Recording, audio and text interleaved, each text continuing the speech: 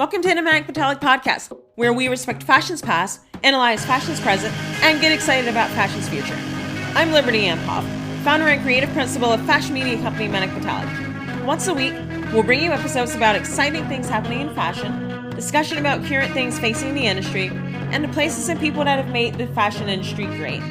We'll have a mixture of episodes with guest interviews and solo episodes, all designed to challenge your assumption of what fashion is, who it is for, and who can participate in this industry. Be sure to subscribe to our newsletter and follow us on Instagram at the Manic Podcast and at Manic, both linked in our show notes. Now, let's get into today's episode. Welcome back to the Manic Podcast. I'm Liberty, your host. Today's episode, episode 45, sees us talking to fashion writer Kevin Robles. Kevin currently lives in Paris and works in CELINE's e-commerce department. He is also the fashion editor of Fashion Article Space, where he shares his fashion viewpoints via writing. One of his primary goals is to make luxury inclusive. We packed a lot into this time that we had in conversation. Let's welcome Kevin to the podcast. Kevin, welcome to the podcast. Thank you for having me. Of course, I know that we've been wanting to get together for a long while to collab, and this is us doing that. So let our listeners know a bit about you, just summarize in a couple of sentences what your involvement is with fashion. What are you doing in the industry? Sure. So I live in Paris. I am an e-commerce ambassador at CELINE by Eddie Slimane. I work in client services where I essentially manage people's claims. I offer my callers a heavy amounts of style advice when they ask, and I educate them about new collections and basically everything that has to do with leather goods. I also am a fashion editor. I run a platform that's called fashionarticlespace.com. Yeah, you're clearly very busy having those two things. Yes, definitely have a lot going on these days. All right, so give us an idea. Again, you're doing a couple of different things. You're working for CELINE and you also have Fashion Article Space. So tell us about how you came to be interested in fashion. Tell us about your early life and how that influenced you to enter this industry. Sure. So I guess my interest in fashion overall started just when I was hanging out with my friends. I moved to the US, actually to Florida from Peru back in 2001. So one of the ways that I became friends with a lot of the people that I'm still in contact with from back in those days was through clothing, by going to the mall or by going to the food court. Back in 2000, it was a little bit, well, it's probably the same still, but we would spend a lot of time, for example, going into like the really cool Hollister stores back then and the Abercrombie and Fitch. And it was like going to a club with the loud music. And a lot of time people in your schools would be also working there. So it was just nice to see them. And then I just kind of started to fall in love with surfing and the beach and all of these crazy things. I wanted to become a surfer at one point. Oh. Absolutely not what I ended up doing. I don't go to the beach as much as I would love. But yeah, it was really through friendships and just that time after school or on the weekends when we were just walking around. And then after that, well, I kept pursuing that and I started to get into magazines. And I guess I remember once that a friend of mine went to New York and she came back and I sort of commented on her look. And she told me that if I basically wanted to see real fashion, that I should just move to New York. And that sort of became everything I wanted to do. And that's what I would post about on Myspace back then, and then eventually Facebook. And I would just go on YouTube and watch videos and all of that cheesy stuff. All right. Yeah, I never did get into MySpace when I was younger. Unfortunately, I mean, I hear that it was a pretty cool scene, but I didn't get into social media until Facebook, and only then because that's what my college mates were doing. Yeah. Yeah, I definitely love to play around with it, but it was so different than, or maybe it's not different, but back then everything with MySpace was about ranking. And so you would have to basically rank your friends as 1, 2, 3, who your best friend of that week Top is. 8, right? Yeah. Oh gosh, I would hate that idea of having to rank my friends. You know, I At my wedding this past May, I didn't even have bridesmaids because I didn't want to have to rank my friends. Like, who's my favorite? You're going to be in my wedding. So, Yeah, I mean, it definitely, I think, set the ground for a lot of social media today.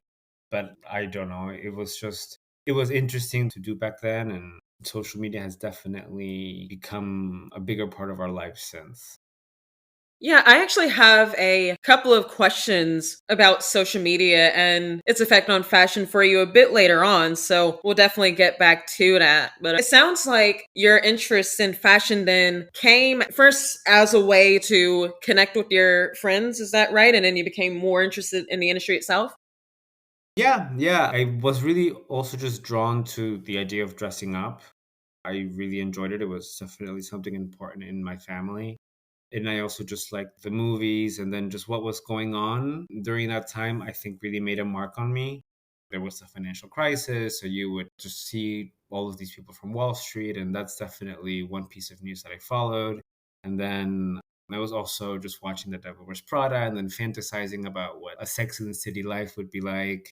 So it was all of these things. And then I think it was also just letting go of that Hollister, Abercrombie and Fitch era that I sort of went through. That was a good thing to get rid of that. Yeah, I was getting rid of that and sort of dressing a little bit more cohesively, and then just eventually having to grow up from that and not dress so kiddie and wanting to be a That's right. surfer, but actually I guess, eventually dress up for prom and all of that. And I was lucky to stay with the same group of friends throughout middle school and high school. So those were good times. All right. So before I go on, you mentioned the impact that fashion and films had on you. So what are a couple of your favorite fashion films? Or I should say films that emphasize fashion. Um, I think The Devil Wears Prada for me is the obvious answer just because it's so funny and also because it touches on Fashion Week and publishing. And I think that it's also just really good entertainment and it makes people sort of dream about what working in this industry is like. And there are some parts that are very true. It also is just a really good film to sort of enjoy. I also really liked Marie Antoinette because it touches on French culture and the revolution. Oh gosh, I still So haven't seen that one. no, you have to. It's Yeah. Sofia Oh gosh. Coppola. It's really How good. It's a how classic. have I missed Marie Antoinette? The costumes are great. I definitely, if you watch it for one reason, do it for the costumes. I will certainly do that. I hear that Kirsten Dunst, I believe, played Marie Antoinette. I think she did a pretty good job. Yeah, yeah. She was really good in it. I also really liked Wall Street just because I like the suits and all of that. And that also made me want to move to New York. Of course, you got to get that menswear in there.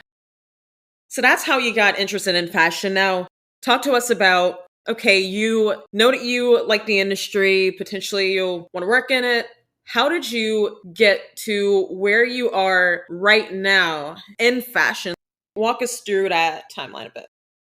Sure. So I eventually ended up moving to New York when I was 19, so 10 years ago. And I was working in telemarketing for a court reporting agency. So I would basically be calling lawyers all day. So you get the phone hung up on you very often, right? Right. And then I ended up going on vacation to the beach and I met a designer who was needing an intern. And so I volunteered. He had worked in styling and he had worked at Harper's Bazaar. And so I said, that's exactly what I love and that's what I want to do. So I signed up to work for this designer. And so I did exactly what you do in The Devil Wears Prada, which is run around with garment bags, Okay. with magazine assistants because they're setting up their shoots. So you're trying to get the piece shot and you're packing boxes and sending it to the magazine headquarters and then you're coordinated for it to come back and then you're planning the next shoot and then so that really taught me a lot. That taught me about how press works and just how fast it is, but also just about presentation and communications, especially with the magazines because they handle so much and they handle so much so fast. So that was great logistics training. And then it just got me more, I think, more comfortable with myself and also more comfortable Okay. with the industry that I liked and being around creatives and not taking everything for face value, but also understanding that there's a lot of humor involved and people do tend to love what they're doing. And that definitely helps. But then I ended up wanting to pursue my studies a little bit more extensively. So I moved to Paris and I studied business. And then I did internships in media. And then after I finished my master's, I applied to a lot of jobs and I finally ended up at CELINE. All right. So the takeaway here for everyone that's listening is to go to the beach and then you'll meet someone in fashion and then that's how you'll get into the industry. Just go to the beach. You definitely have to have some luck, but I guess those things did connect after all. Right. So something that you said in there about just being around other creatives. And I feel like that's something that is heavily underrated when you're going into another industry that, yeah, maybe you're switching into it because you came from telemarketing. It's super important to immerse yourself in what it is that you're moving towards and wanting to work in, especially for creative people, because there's so many people, especially in the United States, not to call America out, but it's true. There's so many people here that are either not as creative or that feel that they can't fully accept creativity. And that's why I believe that just being around other people in your industry, and in our case, fashion, that clearly love what they do and are excited about it, and that can just keep you motivated to go on Yeah. from day to day is really, really important. Yeah, definitely. Definitely. I think that in this industry, if you're working as an intern or if you're working in a junior position, a senior position, I think it's really important to collaborate with your team. And even if you want to pivot onto fashion, I think that one of the first key things that you have to do at any role really is work with a team. That definitely helps keep the day sometimes a little bit lighter. And also, it's essential for a workday. Yeah, definitely. So you're at CELINE now. Could you give our listeners a closer look at how it was that anything that you feel comfortable sharing, how it was that you got that position? Because CELINE's a pretty important company, obviously, in the French fashion industry. And I'm sure that we've got a lot of listeners out there that wouldn't mind working for a larger company like that at some point. Yeah.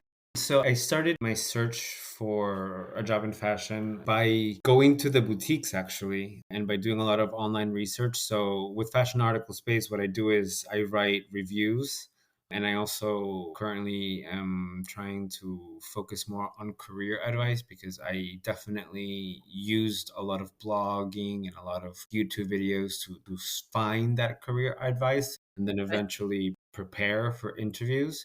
But I think that for me, what really made the difference was just showing up and going to the boutique and walking around and talking to associates and even getting into this mindset of role playing where you maybe try something on or Right. or you ask questions and then you also just see what the difference is between one house over the other because at the end of the day what is important is that you're going to be the one that's putting that dress or putting that shoe on somebody and you're the one that's going to bring it forward to them and you're the one that's going to give it value. So it's really important to be comfortable with what you're selling and who your client is and just sharing that time together because it's really that connection that makes luxury, especially luxury, so special.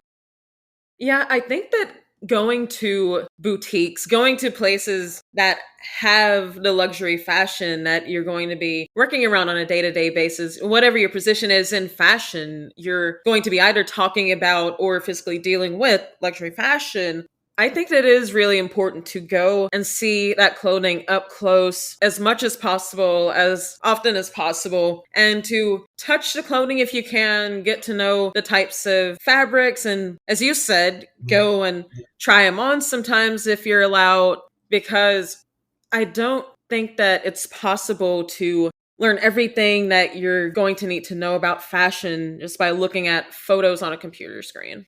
Yeah, I mean, I think that your research that you can do on the computer is very important because it's important to know a little bit about the brand.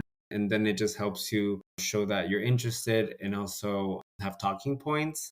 But you'll be surprised that if you're talking to a client, especially established client, whether it's a Celine client or an Hermes client or a Chanel client or whichever brand they prefer, they know the brand already very well. So Right. you do want to meet them with a strong level of knowledge as well, because that's really what they are there for and that's what they appreciate. And that's what makes these brands so valuable. It's their history, and it is the news and the social media and and all of the influence that goes into it. But at the end of the day, the industry really is about going into a boutique, or now perhaps more online, because everything is so online now, considering purchasing from the online store. So you do want to be able to be ready to have those conversations with them, but also be prepared for any other situation that can arise. The clients are very interesting, and we always expect the best from any brand.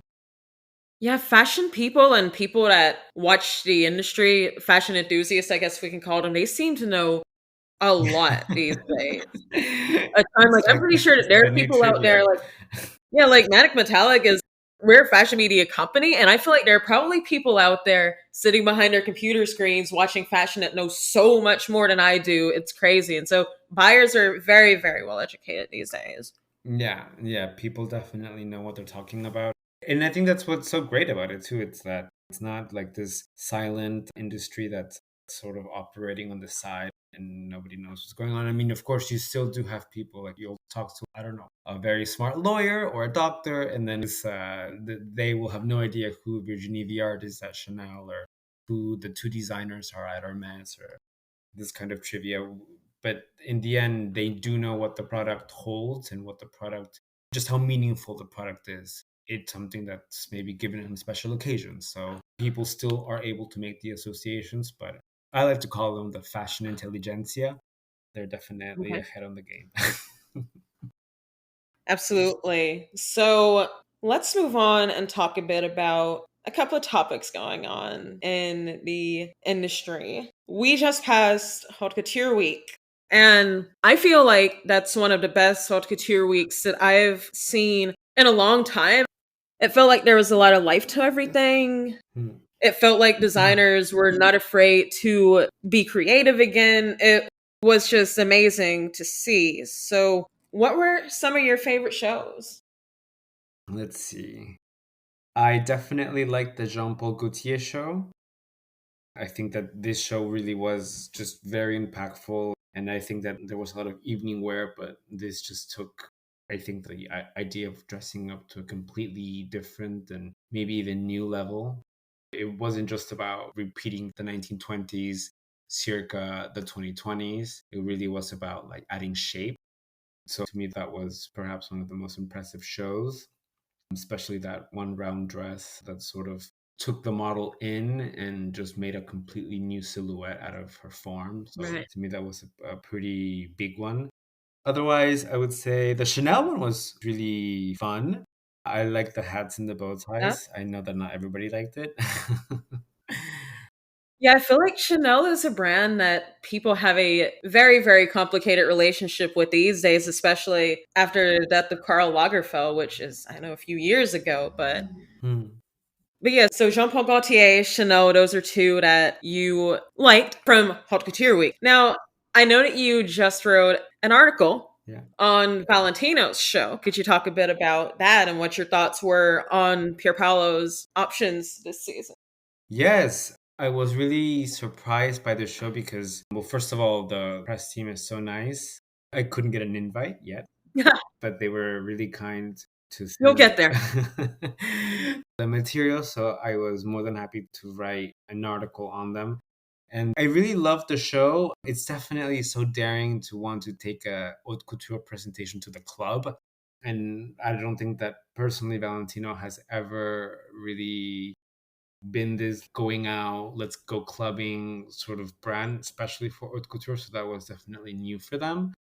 And so just to go into the actual clothes a little bit, they had just sweeping ball gowns and really cool suiting that was very relaxed and decontracted. They also had very, very high mini skirts, and I mean like very high. Right. And it didn't feel as romantic as I guess it sometimes feels. It really just felt like night out in the town. It's And not necessarily a bad thing, though. yeah, no, I definitely don't think it's a bad thing. I think it was very new. The sort of take that I took on it was it's not really shocking me, but it's the kind of shock value that I would say, maybe what if somebody were to show up sort of dressed in their ball gown from last night for a day at the office? Like that would be pretty impressive and that would be really exciting.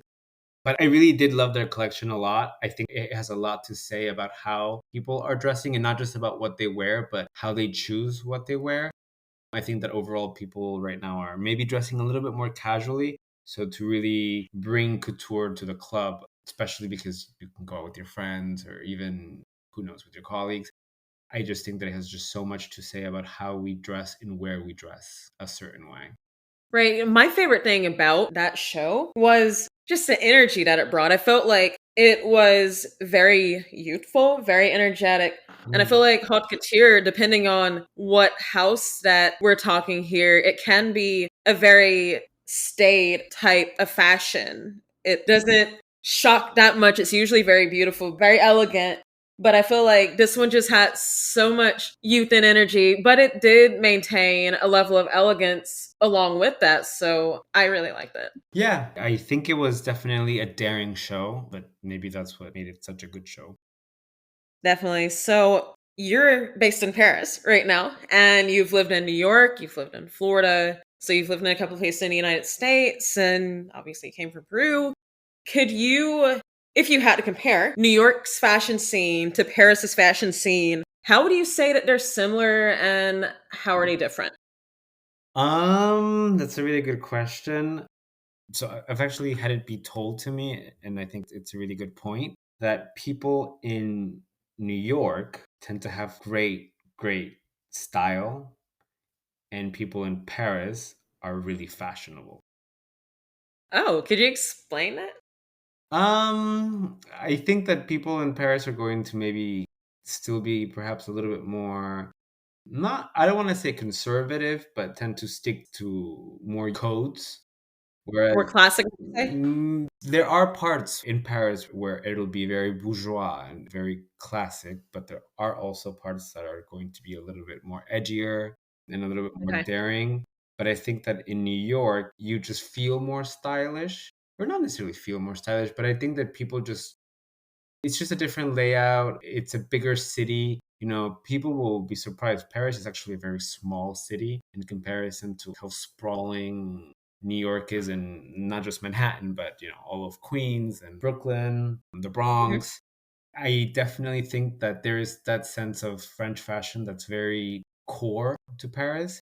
Whereas in New York, you do have more diversity with clothing and you do have more options because it's not just the French designers, but it's also a lot of up and coming designers that are not necessarily so big yet here.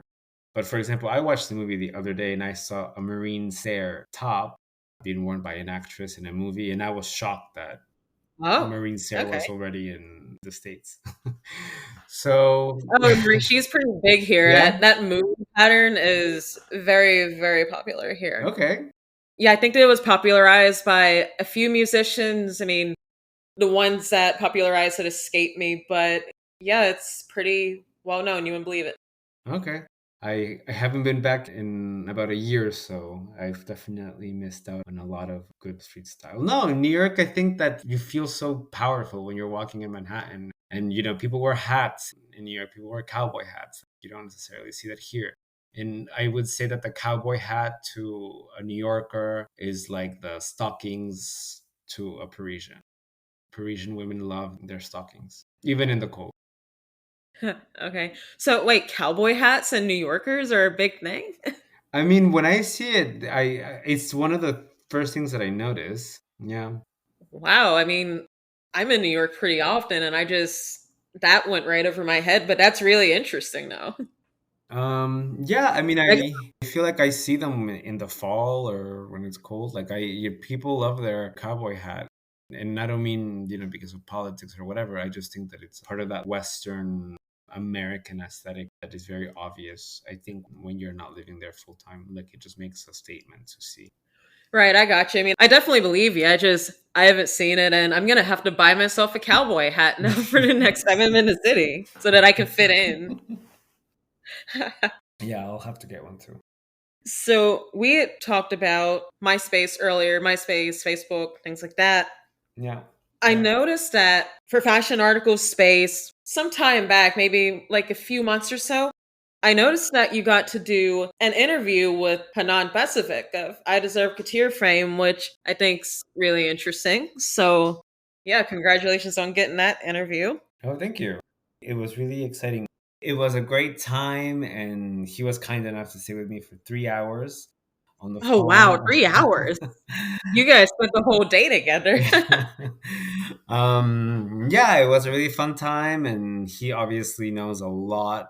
I think the way that he got started was just by sitting in front of a camera for hours and hours and just reading a book and commenting on it. So I think that somebody that takes such a consulting path into the industry definitely shows that they have a lot to say, and he certainly does that, and I know that his fans love Right. And then Hanan is another industry switcher, like yourself, like myself, actually. Came from hospitality and now he's basically blown up all over social media. it. Yeah. I think people like the memes. I think they see him as relatable. And Mm, so that leads me then to my next question. So with this advent of social media commentators such as Hanan, I know he gave a title to himself, I believe, like a commentator. yeah. Do you think that fashion journalists are even relevant anymore since we're pretty deep into the era of commentating online? Yeah. Um, from my perspective, it's also how I function. If I watch a movie, I don't want to just know what I'm thinking or what the person that I'm watching the movie with it is thinking. I want to know what the New York Times is thinking about it, or the New Yorker, or the Atlantic. I love criticism in the sense that it's thought out and that it's studied. So I think that both work really close together, and that's really what forms the ecosystem. I don't think that in 20 years we're going to necessarily be looking back at what one influencer is saying versus another influencer. I think that they will have definitely been a big part of that conversation. But I'm interested also in what the record will show in 20 years of what the New York Times or Vogue or Harper's Bazaar said about a certain moment in time. And to me, that's what's special about journalism and commentating is not necessarily, of course, it's saying what is important today, but just first of all, that the mark that that will leave.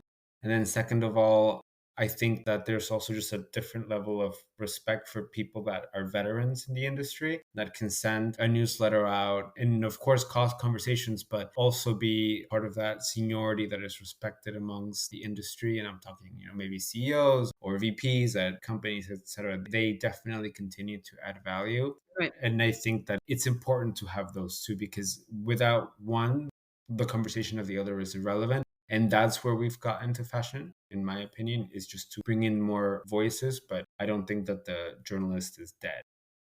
I am very relieved to hear that because I'm no veteran of the industry just yet, but it's good to know that what I'm doing is not in vain. Journalism is still alive. Yeah, of course it is. At least I hope it is because, Yeah, me too.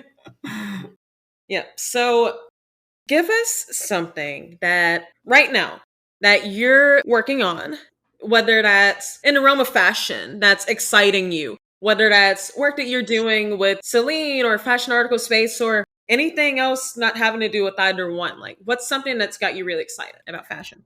um, so it's definitely, so I do love my work at Celine and I love going into the office. But I think that this year I'm turning 30. So I'm a little bit, Oh, thank you, congratulations. thank you. Welcome to the decade. Thank you. And I've been very nervous about that. And I've been very nervous about what it's going to be to turn 30. So I think that what my goal is to start taking pictures and to keep writing, of course, but just to start working with the camera. So I think I'm definitely going to start being more and maybe outside of the shows and just traveling with a camera so that my travels are, I guess, more interesting, or I can just dive into things that I've never really dove into. Okay. And yeah, no, I would love to publish a book in maybe another 10 years. Who knows? It's a little early to say. But yeah, I think it's going to be taking pictures and definitely watching street style more. Okay, now if you published a book, what would it be about? So that's the thing, and that's also how I worked with Fashion Article Space. I studied business and I've never come up with a business plan. I've only just written and written and written, so I don't know. But That's okay. You got time to figure it out. yeah, I would like to see just a little bit of how time passes and just get a little bit of the best styles and definitely if anybody comes to Paris, definitely what's going on in the left bank and Saint-Germain-des-Prés and bourgeois culture and all of the fancy people in the cafes. Yeah, there's certainly a lot to see in Paris, especially a couple of times that I went there. I always come away a lot more inspired than I did when I got there. So, you want to get into photographing. I recently decided the same thing. Got a new camera on my wedding day off of my Oh, registry. cool. What So, kind of camera, if I can ask? so it is a Canon, and oh my gosh, I can't even think of the exact kind, but I Okay. brought it up though because if you want any advice for a camera to get, I could maybe send that model over to you. And also, Yeah, please. I just bought this Udemy course that is supposed to be pretty comprehensive with photography because I want to start taking a few of Manic Metallic's photos myself and get off the iPhone. So I've done that a little bit already, gone to a couple of fashion shows. We took the camera over to Europe when we went on our honeymoon, and I got some fashion photos there as well. So I could send you that Udemy course if you want. Yes, please. Any information that has to do with the camera right now, I'll be happy to read. Just because I personally also have been just trailing along with my iPhone and I definitely want to just know more about that. And as of the moment, I'm lost with anything that has to do with the camera. So I'll gladly take your advice. All right. We're getting towards the end here, but not quite. If you could look at the fashion industry right now and think, wow, I would really like the industry to head in this direction. I'd really like to see this thing or that thing happen. What direction would you like to see fashion head in over the next year, couple of years or so? Okay. That's a really good question. I tend to see fashion as something that can be also useful to comment on politics and the things that are going on. So, in that sense, I would love to see a really smart, but also very fulfilling, just really cool t shirt brand with really cool Okay. sayings and very good cotton and something that's thoughtfully cut. So I would love to see a really good t-shirt brand. I saw one cool t-shirt that I didn't grab that I should have that said optimism in it, and it was the really perfect blue. And so that, and then I guess I don't know. I definitely enjoy seeing when young people, and I'm still young, but I guess I don't feel young anymore. But I definitely like 29. growing up, and I do think I like dressing up, and I do think that that not a lot of people just really dress up anymore.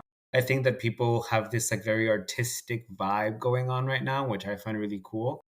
But I asked myself what it would be like if people started to dress up again. And, when I moved to New York, I was wearing ties to going to a bar. And I don't think Oh, wow, anybody that's does devoted. that anymore. Yeah, I miss the days of people dressing up. I think that there have been some positive developments to come out of streetwear. I feel like it has had a democratizing effect on fashion. It's brought more people into the industry, but I feel like at the same time, it has taken away people's motive to dress up and get some nicer stuff on, like a good suit and tie, a good tailored dress. So it would be nice if we could come back to a more happy medium. Yeah, I agree. Or what I used to call, what I still call is just having a staple in your outfit, something that just brings everything together. Just having that staple that you can rely on and that adds value to your every look. Figuring out a palette that works for you. I personally tend to stick maybe a little bit too much with browns and denim. So I certainly will be looking to switch that up a little bit this year. Okay, since we're talking about fashion and your personal style, I admittedly know less than 0% about men's fashion. And I feel like that's a blind spot of mine, and I would like to learn more about menswear. So, what are a couple of the latest trends for what men are wearing right now? Sure. So at Celine, we do a lot of the sort of rock and roll biker leather jacket with studs. We also had a really great collection with chains on blazers that will cost you a car. Sounds nice. But I think that I mean, what I think that guys wear right now a lot is chinos. People love chinos and people love just like a sweater. Oh, my husband wears chinos. Yeah, chinos are such a perfect staple, for like a casual sneaker and chinos look. I think that you can elevate the look with leather shoes and definitely consider the leather. You have soft calfskin leather versus maybe like Adidas leather. So that's one thing to consider. I think that jackets are like a Prince of Wales pattern jacket is just beautiful on anybody. Okay. So working with those checks and those soft browns and dark browns and creams. I know that GQ, like it was 3 years ago, I think, said that highlighter dressing was back. So like a highlighter orange or yellow. I don't think it's so much the case in Paris that people are dressing in highlighter colors anymore. But I know that that was one that sort of past its season. But I definitely think that a hard shoe is important. It's great to be casual, but I think that especially with people going into the office, is really getting out of that working from home outfit and really differentiating between what you wear at home and sometimes showing up to the office in something that is meaningful and makes a statement and says, I'm powerful and I dress well and I'm here to do my work and collaborate. I think that that's one of the most important trends. And it adds balance to your everyday. Yeah, I mean, sometimes a good cardigan at work will also do the task. Okay. Yeah, I am a champion of work from home. I have a hard time getting anyone to pull me out of my home for anything unless it's a fashion event or to go to a coffee shop. But I believe that we do need to get out of the comfort mindset from the pandemic. Now, I wholeheartedly agree with being comfortable, but I do think that we've got to just balance out what we wear. Yeah, what is really hard to find in Paris, believe it or not, is so American men and also American women love a front pocket in their shirt, and front pockets are not so big in Paris. That's definitely something I miss. A good front pocket. Something else that I noticed when Ben and I were getting ready to get married back in May, we were looking for a really good button down shirt in the United States with French cuffs. And come to find out that it's actually not that easy to find a good French cuff shirt in the United States unless you go to super higher end brands. But then once we went to our honeymoon over in Europe, we were there for a month. There are French cuff shirts, I feel like, everywhere. Do you find that to be the case? Um, wait, I'm actually not great with cuffs, I guess. So, what is a French cuff? So I will, again, it's menswear, so I'm going to try my best to explain it. It's basically just a men's button down shirt that instead of at the sleeve of it, it has like a normal button. Instead of having that, it has a cuff, and then you can put cufflinks in it. Oh, I see. Okay, yeah.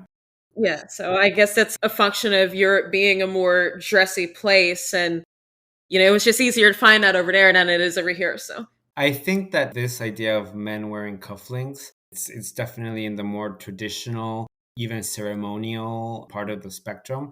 It's what somebody with a very high managing position, for example, on Wall Street might wear, or an attorney, somebody that really needs to show that there's been thought put into their cuff, whether if it's to right. go into the courtroom or to go into partners meeting or a ceremony.